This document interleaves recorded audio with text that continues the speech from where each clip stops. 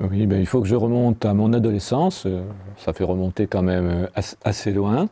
Alors je me souviens que j'associais le jeu d'échecs aux pays slaves, à la Russie en particulier, je ne me souviens pas comment je me suis procuré ce livre, un livre de Tarrasch.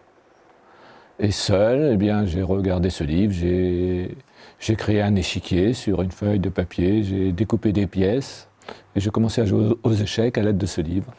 En commençant par les finales d'ailleurs, et je pense que ça m'a beaucoup influencé dans ma manière de jouer. Alors la première compétition, oui, je me souviens, j'étais à Orléans et le club d'Orléans a fait passer un article dans le journal, un tournoi sur 3 dimanches, à 2 parties par dimanche. C'était dans les années 80, début des années 80. Et puis ben, j'ai fait 2e de ce tournoi, avec des joueurs, certains qui étaient bien expérimentés, qui jouaient en compétition. Et ben, ça m'a mis le pied à l'étrier. Donc j'ai commencé à jouer comme ça, avec les amis d'Orléans. Et puis, bien pour faire le lien avec la suite, j'ai été, disons, consommateur pendant 2 saisons en tant que joueur. Je dirais qu'il y avait peut-être une quarantaine de joueurs au club d'Orléans à l'époque. Et puis, une année, en septembre, on s'est retrouvé, je ne sais pas la raison, à 5 personnes. Et là, on a décidé de relancer le club, et c'est le point de départ de toute ma passion pour le jeu d'échecs, on va dire. De toute façon, on me pose souvent la question, maintenant que je fais beaucoup d'arbitrage et que je joue essentiellement qu'en interclub, mais on me dit « mais tu dois t'ennuyer ». Et je ne me suis jamais ennuyé dans le monde des échecs, que ce soit en tant que joueur, qu'organisateur ou arbitre. Il n'y a jamais eu de problème de ce genre. Ben, au départ, je jouais, et puis après, j'ai essayé d'animer mon club. Et puis j'ai eu besoin pour animer le club de connaître l'organisation des tournois. Et du coup, j'ai commencé à m'intéresser aussi à l'arbitrage. Et puis voilà, tout est venu. Et puis les amis m'ont ensuite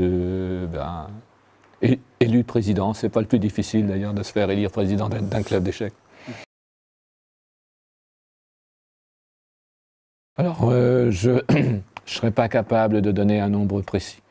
J'ai commencé à jouer dans les années 80. J'ai emmené des jeunes à Avoine, mes propres enfants, mais d'autres jeunes, de mes élèves dans des collèges que j'emmenais à Avoine. Et puis je jouais, je me souviens là, avec l'actualité de la chaleur, je me souviens de ces salles avec les pelouses en face. Et parfois, il n'y avait jamais, les 2 joueurs n'étaient pas devant l'échiquier. C'est-à-dire on allait prendre sa place sur la pelouse et lui retournait à l'échiquier, parce que déjà il faisait bien chaud. Le besoin, mais comme beaucoup d'arbitres, le besoin de connaître les choses pour pouvoir organiser les compétitions. Puis après, bien, ce qui me plaît, je pense, hein, vraiment, parce que c'est une continuité, c'est d'être avec les joueurs d'échecs, finalement. Hein. Alors, il doit y avoir plusieurs critères aussi. Je me suis vraiment beaucoup occupé des jeunes aussi, beaucoup emmené de jeunes dans les compétitions. Alors ça, je m'étais promis que je le ferais quand je serai en retraite. Parce que je pense que je ne serais pas arrivé à concilier les deux, faire les formations et travailler. Déjà que le lundi matin, pour mes élèves qui savaient que j'étais des joueurs d'échecs, parfois, le début du cours, j'avais envie de commencer par E4, par dire E4. Hein. Et puis là, je vois bien, en faisant les formations, des fois je rentre le dimanche relativement tard, hein, lorsque les formations sont assez loin. Rentrer, peu importe, à 22h, 23h, je ne me voyais pas reprendre le travail à 8h le lendemain. Moi j'ai été beaucoup marqué par la confrontation entre Kasparov et Karpov, bien sûr. Plus que Spassky-Fischer. Oui, plus que oui. Avec une préférence peut-être pour Karpov, mais parce qu'il est né la même année que moi, sans doute.